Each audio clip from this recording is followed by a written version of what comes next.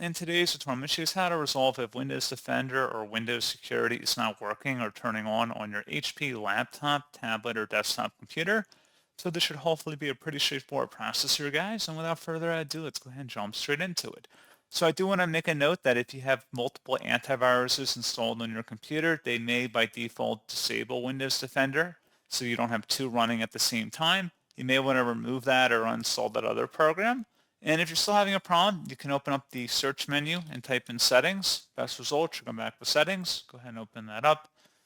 On the left side, select where it says system. And then on the right side, scroll down and select where it says system components. And then going down this list on the right side where it says Windows Security, select the three-dotted icon next to it, and then select Advanced Options. Scrolling down again, underneath reset, if the system component still isn't working right, reset it. The system's components data will be deleted. Select reset again, and give that a moment. And then at this point, once you have a check mark, I'd recommend closing out of here, restarting your device, and then hopefully your problem has been resolved. So as always, thank you guys for watching this brief tutorial. I do hope that I was able to help you out, and I do look forward to catching you all in the next tutorial. Goodbye.